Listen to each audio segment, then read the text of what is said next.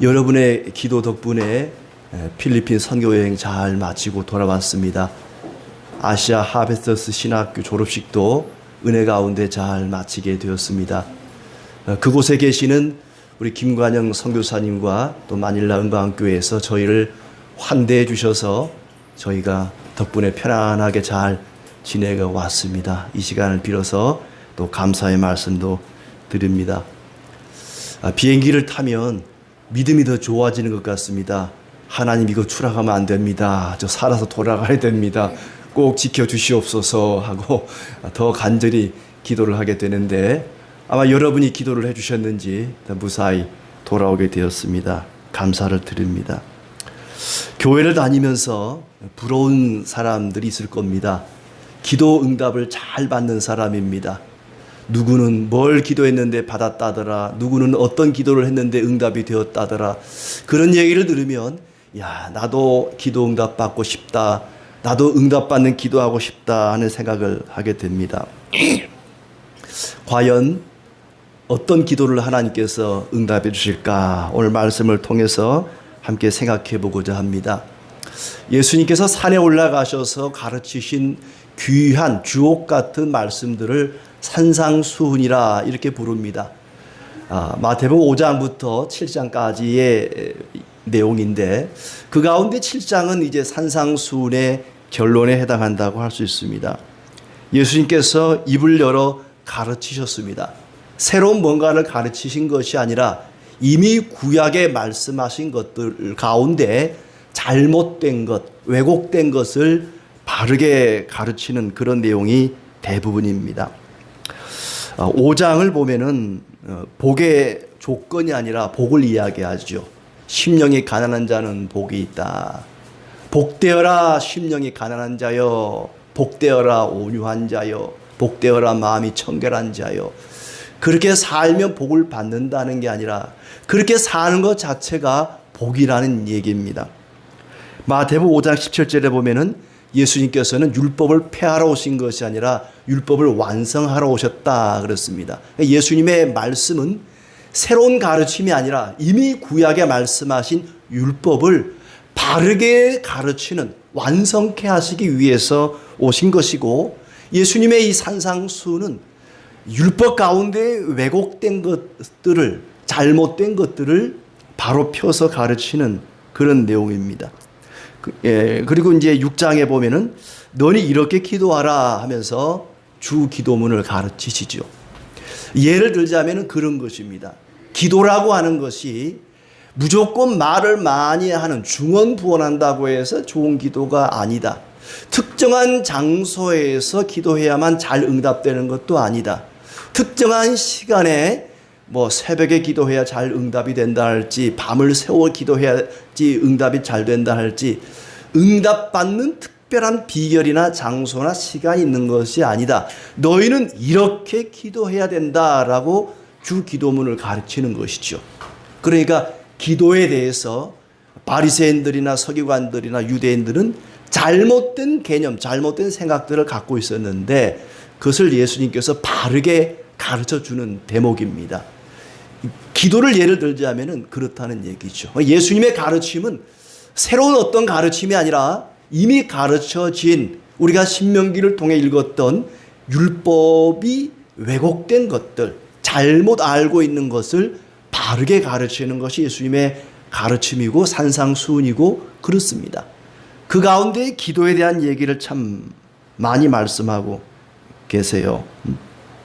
기도를 드리는데 구차두라 그러죠. 구차두. 구하라, 찾으라, 두드리라. 7장에 와서는 구하라, 찾으라, 두드리라 말씀을 하십니다. 그러니까 유대인들이 일반적으로 알고 있는 응답받는 기도 비결 그런 건 따로 있는 게 아니다. 그냥 구하라, 그냥 찾으라, 그냥 문을 두드리라. 기도를 너무 복잡하게 생각하지 말라는 것입니다. 예수님 어떻게 기도해야 응답받습니까? 언제 기도해야 어디에서 기도해야 응답을 잘 받습니까? 우리에게 가르쳐 주십시오. 그딴 질문하지 마라. 그냥 구하라는 겁니다. 기도는 단순해야 됩니다. 복잡하게 여러 가지 미사여구를 써가면서 좋은 말 써가면서 그렇게 기도하지 말라는 거예요. 그냥 구하라. 그냥 찾으라. 문을 두드리라. 그러면 찾을 것이고 열릴 것이고 응답받는다. 기도를 유대인들은 굉장히 복잡하게 생각했습니다. 여러 사람들이 보는 사거리 앞에 가서 막 두 손 들고 기도했습니다. 그렇게 기도해야 응답 잘 받는다고 생각한 것이죠. 금식을 하면서 기도해야 된다. 우리는 일주일에 이틀씩 기도한다. 너희는 며칠이나 금식하냐? 이딴 식으로 금식 안 한다고 비난하고 비판하고 자기들은 그렇게 하니까 기도가 잘 응답되더라고 이야기를 하는데 예수님은 아니야. 그냥 구하면 돼. 기도를 너무 복잡하게 생각하지 마라. 그냥 기도하면 주신다. 거지가 동냥하듯이 거지가 동냥을 하는데 한 푼 줍시오. 한 푼만 줍시오. 이렇게 구하지. 선생님, 제가요 저 어느 동네에서 태어나가지고 부모님을 여의고 이렇게 복잡하게 얘기할 필요가 없어요. 그냥 달라고 구하면 되는 거예요. 여행을 가다가 길을 몰라서 길을 찾는 사람처럼 서울 가려면 어디로 갑니까? 이렇게 물으면 되지. 제가 저 고향 어디서 태어나가지고 몇 살 때 어디 살다가 여기까지 이렇게 오게 되었는데 서울 가려면 어디로 갑니까? 이렇게 복잡하게 얘기할 필요가 없어요. 서울 어디로 갑니까? 이렇게 물으면 되는 거예요. 기도라는 게 단순해야 된다는 겁니다. 그냥 필요한 걸 구하라는 거예요. 구걸하듯이 길을 찾듯이 그냥 구하라는 겁니다. 복잡하게 얘기할 거 없다는 거지요. 하나님께 호소하면 됩니다. 씨름하듯이 내가 이기냐 네가 이기냐 보자 하듯이 야곱이 야복강 나루에서 천사와 씨름하듯이 그냥 하나님께 호소하고 구하면 됩니다. 그리하면 주실 것이다. 구하라 너희에게 주실 것이요 그랬습니다. 우리가 구하면 하나님은 우리에게 빌려주지 않습니다. 이거 내가 너에게 빌려주는 거야. 너 적당히 쓰다가 갚아야 돼. 이렇게 말하지 않습니다. 또 하나님은 우리에게 뭔가를 주실 때 팔지 않습니다. 너 얼마 줄래? 나 이거 줄 테니까 너 구하는 거 내가 줄게. 너 나한테 얼마 줄 건데? 하나님은 우리에게 빌려주거나 팔지 않으십니다. 그냥 주십니다. 선물처럼. 선물은 아무 대가 없이 그냥 주는 거잖아요. 우리가 구할 때 하나님께서는 주십니다. 빌려주거나 파는 것이 아니라 그냥 주십니다. 그리고 자비와 은혜의 문을 두드리라고 말씀하십니다. 두드리라 열릴 것이다. 그런데 어떤 사람들은 두드려 놓고 그냥 가버려요. 안에서 문 열어주려고 막 나오고 있는데 그걸 못 기다리고 그냥 돌아서 가는 사람이 있습니다. 기도로 두드렸으면 열릴 때까지 기다리는 것입니다. 기다릴 줄 모르고 그냥 가는 사람은 아무리 두드려도 원하는 걸 얻을 수가 없습니다. 기다려야 됩니다. 당시 유대 지도자들은 달랐습니다. 응답받는 특별한 기도 비결이 있다고 가르쳤습니다. 어떤 장소에 내거리에 서서 두 손 들고 기도해야 응답 잘 받는다. 금식을 하면서 기도해야 응답을 잘 받는다 할지 어느 시간대에 기도해야 응답을 잘 받는다 할지 특별한 시간, 장소, 방법을 이야기하면서 이렇게 기도해야 잘 된다. 또 기도할 때는 이런 말로 기도를 해야 응답받는다 하면서 여러 가지 기도의 비결을 가르쳤습니다만 예수님은 그 잘못된 왜곡된 것들이다. 그냥 구하고 찾고 문을 두드리라. 그러면 하나님께서 주실 것이다. 하나님께서는 우리의 어떤 기도도 성이 없다고 나무라지 않습니다. 하나님은 우리의 아버지이기 때문에 언제든지 응답하실 준비가 되어 있습니다. 하나님은 자식이 달라 하면 좋은 것을 주시는 아버지와 같다고 말씀하십니다. 너희 중에 누가 아들이 떡을 달라 하는데 돌을 주며 생선을 달라 하는데 뱀을 줄 사람이 있겠느냐? 너희가 악한 자라도 좋은 것으로 자식이 줄 줄 알거든 하물며 하늘에 계신 너희 아버지께서 구하는 자에게 좋은 것으로 주시지 않겠느냐? 하나님은 구하는 자녀에게 좋은 것을 주시는 분입니다. 왜냐하면 그분이 좋은 분이기 때문에 하나님이 좋으신 하나님이기 때문에 우리가 구하면 좋은 것을 주십니다. 내가 원하는 걸 주는 게 아닙니다. 하나님 보시기에 좋은 걸 주시는 거예요. 어린아이가 아빠 나 폭탄 하나만 사주세요. 저 옆에 슈퍼마켓에서 폭탄 세일하던데 그 폭탄 하나만 사주세요. 아버지가 폭탄을 사주겠습니까? 응? 걔가 원하는 건 폭탄이지만 아버지는 그건 좋은 게 아니야. 너에겐 과자를 사줄 거야. 과자가 좋은 거야. 과일이 좋은 거야. 하고 아버지가 볼 때 좋은 걸 주시는 것이지 아들이 원한다고 다 주는 게 아닙니다. 만약에 우리가 원하는 걸 그동안 다 받았다면요, 우리는 다 망했을 거예요. 어떤 신학자가 그렇게 얘기를 했습니다. 우리가 원하는 걸 다 받았다면 우리는 망했을 것이라고. 하나님은 우리가 원하는 걸 주시는 분이 아니라 하나님 보시기에 좋은 걸 주시는 분입니다.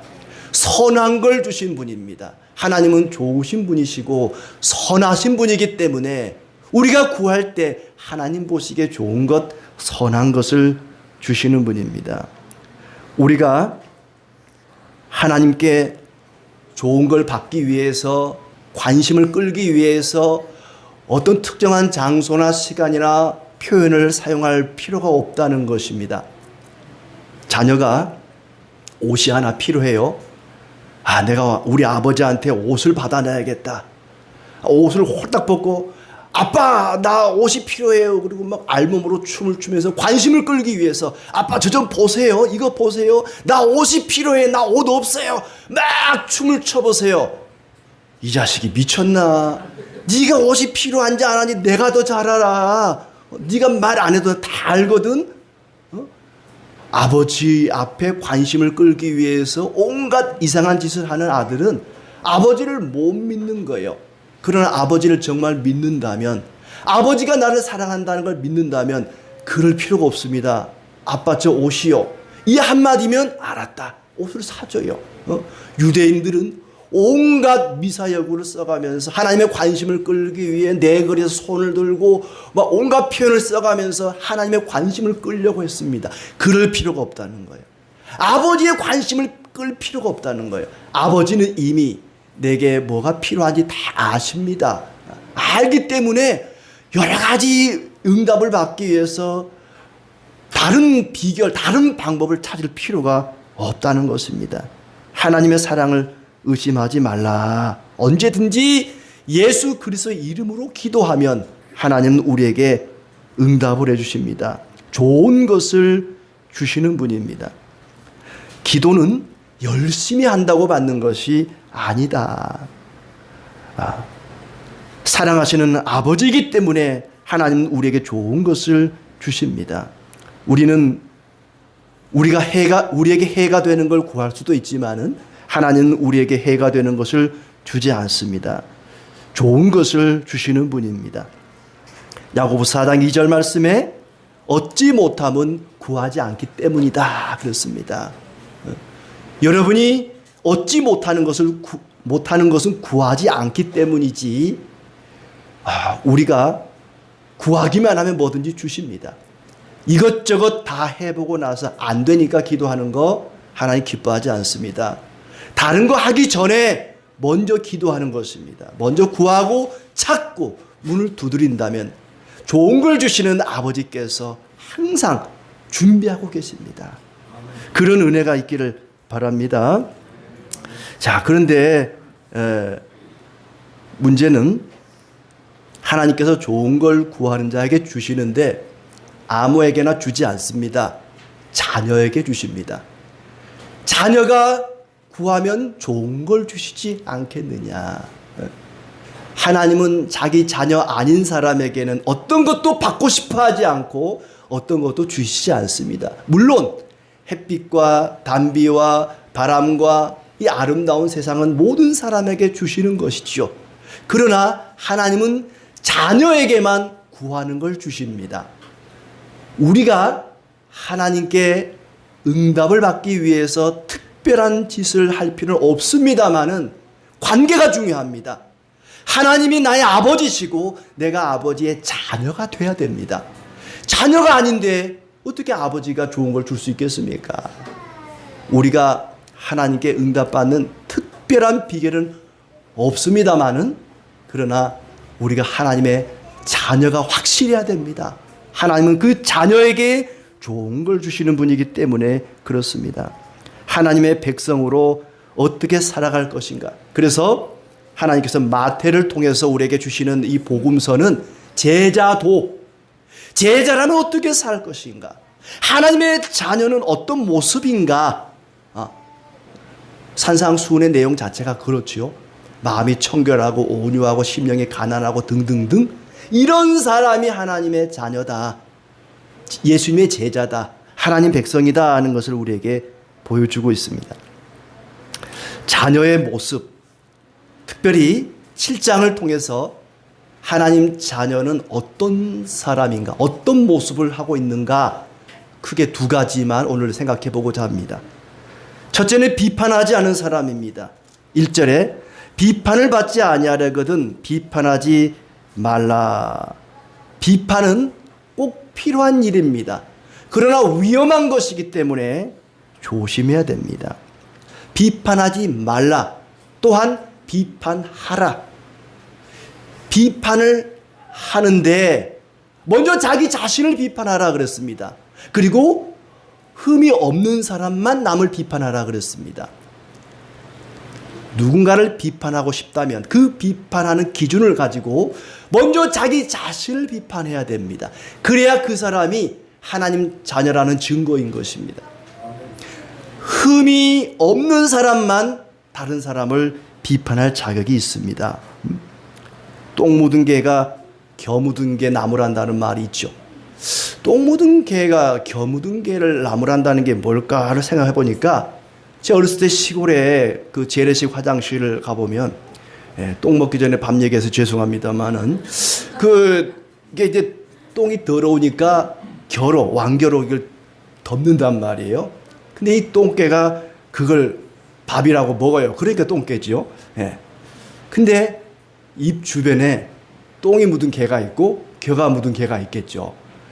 똥 묻은 개가 너는 뭘 처먹었길래 입술에 그래 겨가 묻었냐고 막 욕을 할 거 아닙니까? 그러면 겨 묻은 개가 뭐라 그러겠어요? 네 입에는 똥 묻었어 임마. 그럴 거 아닙니까? 이 자기 입에는 더 더러운 게 묻었는데 남을 비난할 수 있느냐. 똥 묻은 개가 겨 묻은 게 나무란다는 말이 있는 것처럼, 남을 비판하기 전에 그 비판으로 네 자신을 먼저 비판하라고 말씀하십니다. 그게 하나님 자녀의 모습이라는 거죠. 그런 사람의 기도를 들으십니다. 하나님의 자녀는, 예수님의 제자는 남을 함부로 비판하지 않습니다. 그 사람이 어떤 사정을 가지고 있는지도 모르고 그냥 비판해서는 안 된다는 것입니다. 제가 아주 오래전에 어떤 목사님들 모임에 가면은 그 사모님은 늘 한쪽 손을 호주머니에 넣고 계세요. 저 사모님 이제 네 가지가 없으시네. 나이도 어린 사람이 왜 저러고 있지? 만날 때마다 그러는 거예요. 나중에 이제 알고 보니까 이분이 불의의 사고로 손이 잘린 거예요. 손이 의수를 하셔가지고 남에게 내놓기가 부끄러운 거예요. 한여름에도 한겨울에도 만날 때마다 손을 넣고 계셨던 거예요. 그게 남의 사정도 모르고 제가 비판을 했더라고요. 저 사람은 왜 저러지? 남의 사정도 모르고 함부로 비판하지 마라. 그런 사람은 하나님 자녀가 아닙니다. 그런 사람의 기도는 하나님이 들으시지 않습니다. 자녀가 아니기 때문입니다. 다른 사람의 잘못은 돋보기로 들여다보고 자기 잘못은 선글라스를 끼고 보는 사람이 있습니다. 반대로 해야 됩니다. 남의 허물은 그냥 눈을 감아주는 게 좋습니다. 자기 자신을 돋보기를 가지고 세밀하게 비판할 필요가 있는 것이죠. 다른 사람의 마음의 의도를 알지도 못하면서 함부로 판단해서는 안 된다. 심지어 영혼의 상태조차도 판단해서는 안 됩니다. 6절에 보면 이런 말씀이 나오죠. 거룩한 것을 개에게 주지 말며 너희 진주를 돼지 앞에 던지지 말라. 그들이 그것을 발로 밟고 돌이켜 너희를 찢어 상하게 할까 염려하라. 거룩한 것, 또 진주, 이게 뭐냐면 아주 좋은 충고나 복음, 천국 복음을 전했는데 그 사람이 듣고 받아들이는 게 아니라 그걸 짓밟고 비웃고 조롱하고, 그런 사람에게는 아예 복음을 전하지도 말라. 그런데 누가 개고 돼지인지 우리는 알지 못합니다. 내가 복음을 전했는데 그 사람이 거절했다고 해서 너는 예수님이 말씀하시는 개야, 너는 돼지야, 함부로 판단하지 말라는 거예요. 내가 복음을 전했는데 그 사람이 거절했다고 해서 너는 지옥 갈 자식이야, 판단하지 말라는 거예요. 심지어 영혼의 상태조차도 함부로 판단하지 마라. 함부로 비판하지 마라. 버림받은 자라고 비판하지 마라. 아무나 개, 돼지로 규정하지 말라는 얘기입니다. 너는 하나님의 자녀다. 너는 하나님 자녀 아니다. 그것조차도 우리가 판단해서는 안 된다는 것입니다. 이러쿵저러쿵 비판하지 마라. 비판하지 말라는 다음에 무슨 얘기를 하고 있습니까? 오늘 우리가 읽은 구하라, 찾으라, 두드리라, 기도를 얘기하고 있습니다. 누군가를 비판하고 싶다면 비판하지 말고 그 사람을 위해서 기도해 주라는 것입니다. 마음에 안 들어서 너는 왜 그러니라고 비판하고 싶다면 오히려 그 비판할 일을 가지고 기도해 주라는 거예요. 그게 하나님의 자녀의 모습입니다. 그런 사람의 기도를 하나님은 들으시고 좋은 것을 주신다는 얘기입니다. 나도 언젠가는 판단을 받게 될 것입니다. 그걸 잊지 말라는 것입니다. 하나님의 판단을 받을 것입니다. 비판하지 말라. 동시에 비판하라 그랬습니다. 자기 자신을 비판해야 되고 네가 아무 흠이 없다면 비판하라. 그러나 그렇지 않다면 비판하지 말라. 비판하지 말고 기도하라. 다른 사람을 책망할 일이 있고 비판할 일이 있다면 그 기준을 가지고 먼저 자기 자신을 고치라는 얘기입니다. 남을 나무라는 사람은 스스로 흠이 없어야 됩니다. 걸레를 가지고 이 강대상을 닦는데 걸레가 깨끗해야 강대상이 깨끗해지죠. 걸레가 더러운데 닦으면 닦을수록 더 더러워질 것 아닙니까? 자기는 더러운 게 가득한데 그걸로 남을 닦겠다? 오히려 더 더럽히는 결과를 가져올 것입니다. 마태는 초대교회 때 유대인들로부터 로마로부터 핍박을 받는 제자들에게 끝까지 인내하면서 믿음을 지키면서 살아야 되는데 제자로서 남을 비판하기 전에 자기 자신을 먼저 돌아봐라고 말씀하고 있습니다. 바리새인들은 그러지 않았습니다. 서기관들이나 제사장들은 그러지 않았습니다. 남을 함부로 정죄하고 비난하고 너희들은 왜 그렇게 기도하지 않느냐, 기도를 그따위로 하느냐 비판했습니다. 예수님께서 말씀을 통해서 그것을 잘못된 기도를 지금 바로잡아주고 있는 것입니다. 두 번째로 제자의 모습은 어떤 모습인가? 하나님 자녀의 모습은 어떤 모습인가? 말씀을 듣고 행하는 사람입니다. 말씀을 듣는 데 있어서 두 가지 반응이 있을 수 있습니다. 아무리 말씀을 전해도 그 말씀을 거절하는 사람이 있고 그 말씀을 받아들이는 사람이 있습니다. 말씀을 받아들이는 사람도 두 종류로 나눌 수 있습니다. 그 말씀을 이해하고 깨닫는 데서 그치는 사람이 있는가 하면 깨닫고 실천하는 단계까지 나가는 사람이 있습니다. 주님의 말씀을 듣고 깨닫는 사람만이 아니라 그 깨달은 말씀을 실천하는 사람이 주님의 백성입니다. 마태복음 12장 50절에 주님께서 이렇게 말씀하십니다. 누구든지 하늘에 계신 내 아버지의 뜻대로 하는 자가 내 형제요 자매요 어머니이니라. 아버지의 뜻대로 하는 자가 예수님의 가족이라는 얘기입니다. 말씀을 듣는 데서 그치거나 깨닫는 데서 그치는 사람은 하나님의 백성이 될 수가 없습니다. 하나님의 가족이 될 수 없습니다. 그 뜻대로 하나님의 뜻대로 행하는 자가 주님의 가족입니다. 하나님의 자녀입니다. 예수님의 제자입니다. 그런 사람이 기도할 때 하나님은 좋은 것을 주십니다. 거짓 선지자들은 자기들이 하나님의 백성이라고 하는 어떤 열매를 내놓는데 이상한 열매를 가지고 와서 열매라고 내놓는 것입니다.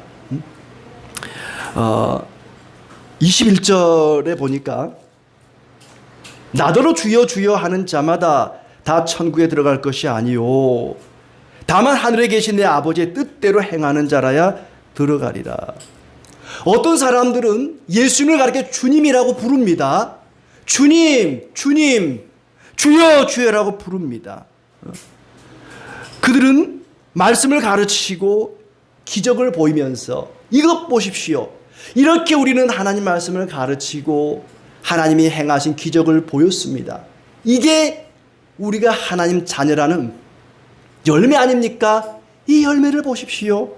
틀림없이 우리는 하나님의 자녀들이고 예수님의 제자들입니다 라고 이야기를 합니다. 그러나 그것이 하나님이 원하는 열매는 아니다. 하나님 자녀라는 증거가 아니다. 하늘에 계신 내 아버지의 뜻대로 행하는 것이 하나님이 원하는 열매고 하나님 자녀라는 증거다. 그 뒤에 22절에도 보면 그날에 많은 사람이 나더러 이르되 주여 주여 우리가 주의 이름으로 선지자 노릇을 하며 주의 이름으로 귀신을 쫓아내며 주의 이름으로 많은 권능을 행하지 아니하였나이까 하리니 그때 내가 그들에게 밝히 말하되 내가 너희를 도무지 알지 못하니 불법을 행하는 자들아 내게서 떠나가라. 우리는 선지자 노릇했습니다. 선지자가 뭐 하는 사람이에요? 하나님 말씀 가르치는 직분이 선지자입니다. 하나님, 저는 일평생 하나님 말씀 가르치는 선지자 노릇하고 왔습니다. 열매 여기 있습니다. 그 열매를 내놓는다는 거죠. 귀신을 쫓아낸다? 대단한 열매 아닙니까? 능력을 행한다? 대단한 열매입니다. 그러나 그것들은 성도가 맺어야 할 가장 중요한 열매는 아니다. 그 자체가 잘못되었다는 건 아니에요. 말씀을 가르치고 귀신을 내쫓고 병자를 고치고 이런 능력을 행하는 것이 해서는 안 될 일이라든지 하지 말라는 얘기는 아닙니다. 그것도 나름대로 좋은 열매이긴 하지만 하나님의 자녀가 맺어야 할, 내놓아야 할 궁극적인 열매는 더 중요한 열매가 있다. 우리가 이제 복숭아 같은 농사 지어 보면은 아주 마지막까지 매달려 있는 탐스러운 열매가 있는가 하면 중간에 볼맛 떨어지는 상품 가치가 없는 그냥 버려야 되는 그런 열매도 있단 말이죠.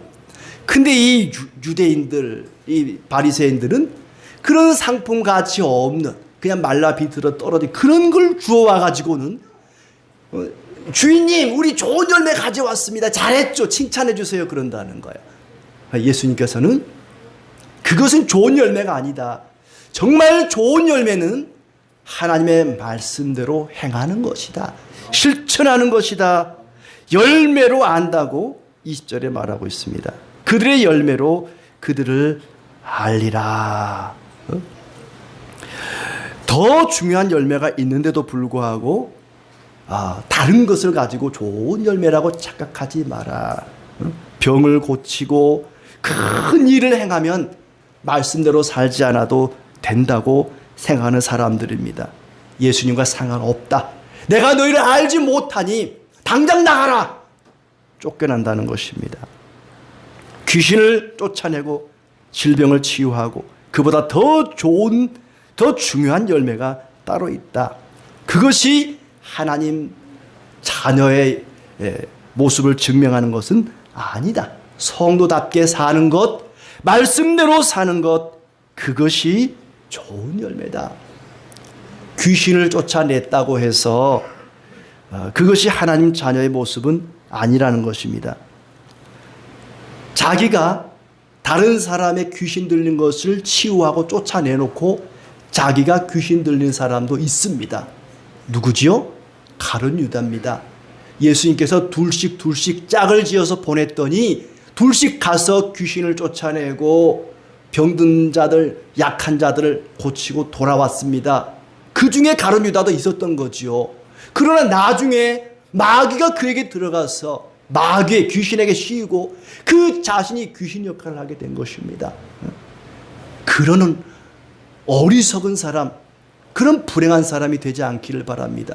내가 대단한 말씀을 전하고 설교자로 일평생 살고 많은 병자를 고치고 귀신을 쫓아내놓고 자기가 귀신 노릇하는 사람이 있습니다. 그럴 수 있다는 거예요. 그게 중요한 게 아니라는 거죠. 귀신을 내쫓고 병을 고치고 대단한 선지자의 직분을, 말씀 전하는 직분을 감당하는 그것보다 더 중요한 일이 있다. 가룟 유다가 이 향유 옥합 깨뜨렸다고 그걸 300데나리온에 팔아서 가난한 사람 나눠주면 좋았을 걸 비판하지 않습니까? 하지 말라는 건 다 하는 거예요. 비판하고 남 정죄하고 내가 너를 도무지 모른다. 주님은 자기 양을 압니다. 그런데 나는 도무지 너를 알지 못한다고 말씀하십니다. 선지자의 직분 얼마나 대단합니까? 일평생 하나님 말씀 전하는 사명 얼마나 대단한 일입니까? 그러나 직분이 중요한 게 아니다. 직분보다 더 중요한 게 있다. 은사가 중요한 것이 아니다. 능력이 중요한 것이 아니다. 그보다 훨씬 중요한 열매가 있다. 말씀대로 사는 것이다. 하나님 뜻대로 행하는 것이다. 그보다 더 중요한 열매는 없다. 사역보다 직분보다 더 중요한 것이 말씀대로 사는 것입니다. 이런 사람이 교회 직분자가 되고 사역자가 되면 대단히 힘들어집니다.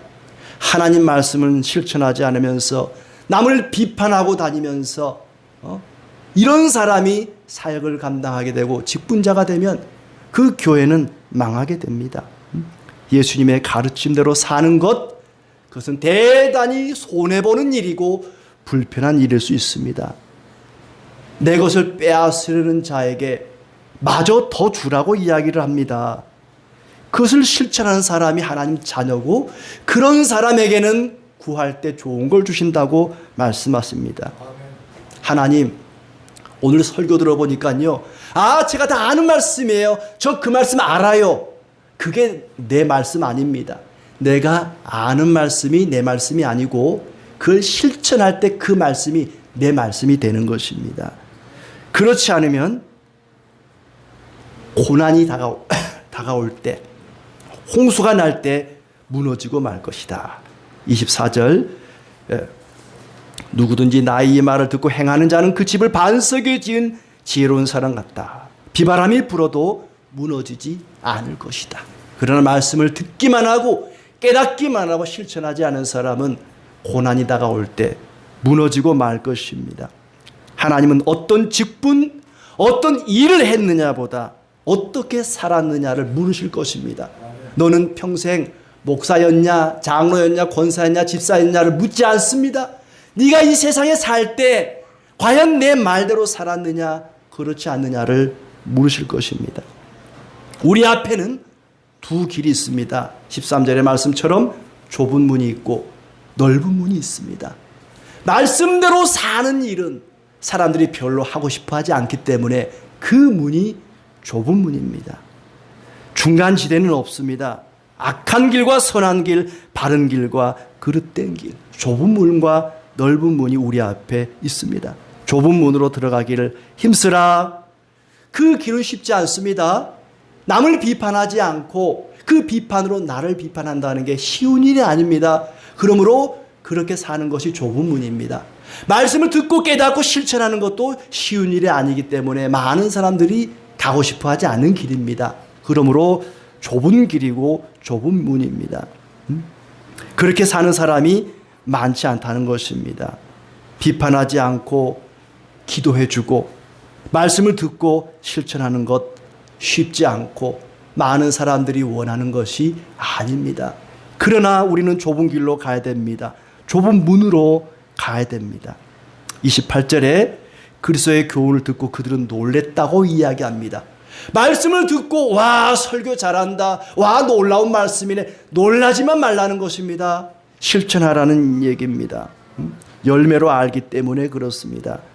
그런데 예수님의 제자들, 하나님의 자녀들이 이렇게 살 수 있는 비결은 자기 자신에게 있지 않았습니다. 하나님께 있었습니다. 에스겔 11장 19절 말씀, 내가 그들에게 한 마음을 주고 그 속에 새 영을 주며 그 몸에서 돌 같은 마음을 제거하고 살처럼 부드러운 마음을 주어 내 율례를 따르며 내 규례를 지켜 행하게 하리니 그들은 내 백성이 되고 나는 그들의 하나님이 되리라. 예수님을 통해서 성령을 우리에게 부어주셔서 우리의 마음에 성령을 주사 새 마음을 주셔서 말씀대로 살게 하시겠다. 그래서 내 백성, 내 자녀 되게 하겠다고 말씀하셨습니다. 그 말씀이 이 예수님 때에 이루어진 것입니다. 우리가 하나님 말씀대로 순종함으로 하나님의 자녀의 모습이 나타난 것은 바로 우리 가운데 성령이 함께 하시기 때문입니다. 하나님이 그런 은혜를 주셨기 때문입니다. 그것이 좋은 것 아니겠습니까? 하나님이 우리에게 주시겠다고 하는 좋은 것은 뭐냐? 우리가 남을 비판하지 아니하고 그 비판하는 것은 나를 비판하고 그 사람을 위해서 기도해주고 말씀을 듣고 깨닫고 실천하는 그 자체가 하나님이 우리에게 주시겠다고 약속하신 좋은 것입니다. 그 사람이 어떤 사람인지는 그 사람의 삶을 통해서 알 수 있습니다. 예수님께서 오실 때가 되면 많은 사람들이 열매 아닌 걸 가지고 열매라고 우겨댈 것입니다. 저희 시골 여수에 가면은 유자나무가 많습니다. 근데 그 유자밭 둘레 울타리를 가시가 많은 탱자를 심어요. 탱자나무에는 탱자가 열리고 유자나무에는 아주 탐스러운 유자가 열립니다. 그런데 탱자를 갖다가 저걸 유자라고 처음엔 비슷해요, 두 개. 나중에 다 읽고 나면은 열매가 달라요. 근데 탱자를 갖다가 유자라고 우겨대면서 나는 이런 열매를 맺었습니다. 전혀 칭찬받을 수 없습니다. 그건 열매가 아니다. 하나님, 저는 이 세상에서 이런 직분, 이런 사역하다가 왔습니다. 좋은 열매 아닙니까? 그건 열매 아니다. 그건 탱자다. 내가 원하는 열매는 그게 아니다. 내 말을 듣고 그대로 실천했는지 안 했는지 그것을 보고 너는 내 자녀구나. 너는 내 자녀가 아니구나 라고 판단하실 것입니다. 예수님을 믿어서 부자가 되고 높아지고 성공한 것을 열매라고 착각하지 마십시오. 저는 예수 잘 믿어서 이런 거 받았습니다. 하나님 저 잘했죠. 이 열매 잘했죠. 그건 탱자다. 그건 유자 아니다. 말씀하실 것입니다. 하나님, 저는 집을 팔아서 몽땅 헌금을 했습니다. 이 열매 멋있죠. 잘했죠. 그것도 탱자다 이놈아. 이 앞에 5장 6장에 하나님의 자녀의 모습, 제자의 모습을 아주 많이 이야기를 하고 있습니다. 기도할 때 남들이 보지 않는 은밀한 곳에서 조용히 몰래 기도하거라. 남을 도와줄 때에도 소문내지 말고 자랑하지 말고 은밀하게 구제하라고 말합니다. 네 남편을 사랑하라. 네 아내를 사랑하라. 말 조심해라. 남을 비판하기 전에 자신을 먼저 돌아봐라. 하나님과 재물을 겸하여 섬기지 말라. 등등 하나님의 자녀의 모습을 많이 이야기를 하고 있습니다. 그 가운데 오늘 두 가지를 생각해 봤습니다. 남을 비판하기 전에 자기 자신을 비판하고 비판할 일이 있거든 그 사람을 위해서 기도해 줘라. 그게 하나님 자녀의 모습이다. 말씀을 듣고 배우고 깨닫고 실천하는 것이 하나님 자녀의 모습이라고 말씀하십니다. 그리고 대접을 받고자 하는 대로 남을 대접하라고 말씀하십니다. 12절에 무엇이든지 남에게 대접을 받고자 하는 대로 너희도 남을 대접하라. 이것이 율법이요 선지자이라. 율법이요 선지자라는 말은 구약 성경 전체를 집약한 것입니다. 구약 성경을 한마디로 딱 압축하면 대접받고자 하는 대로 남을 대접하라는 것입니다. 여러분이 누군가에게 사랑한다는 말을 듣고 싶다면 먼저 사랑한다고 말씀하십시오. 감사하다고 듣고 싶다면 먼저 감사를 표현하십시오. 남에게 대접을 받고자 하는 대로 남을 대접해라. 믿음으로 기도하는 사람은 대접하기를 잘합니다. 왜요? 하나님이 좋은 걸 주실 줄 믿거든요. 우리 아버지, 저희 아버지는 별 볼 일 없는 분이셨습니다만 어렸을 때에 저희는 장난감 그러면은 산에 가가지고 톱이랑 낫을 가져가서 막 나무 잘라가지고 막 장난감 자동차 만들고 바퀴 만들고 야 이거 막 좋은 거라 그러는데 서울서 이사 온 부자 친구는 막 진짜 장난감을 가지고 온 거예요. 그 친구는 야 그것도 장난감이냐? 내 거 가져. 놀다가 너 가져. 좋아. 왜 주겠어요? 우리 아버지는 부자거든. 내가 남 줘도 또 달라 그러면 언제든지 주시거든. 그러니까 막 주는 거예요. 하나님을 정말 믿는 하나님의 자녀라면요, 베풀기를 좋아합니다. 왜요? 내가 하나님께 구하면 또 좋은 걸 주시거든요. 너 이거 가져. 야, 박사장 그거 가져. 이 거르치 그냥 가져가. 우리 아버지는 또 좋은 걸 주셔. 그냥 내가 구하면. 내가 구하면 좋은 걸 언제든지 주시기 때문에 우리는 그냥 막 나눠주는 거예요. 막 대접하는 겁니다.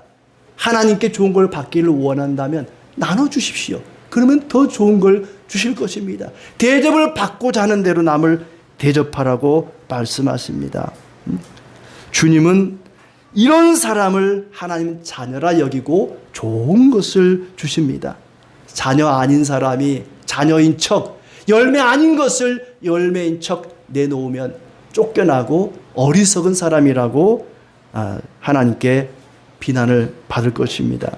하나님 앞에 신실하게 말씀대로 순종하며 살아갈 때에 하나님께서 우리에게 좋은 것을 주실 것입니다. 이런 은혜가 있기를 진심으로 축복합니다.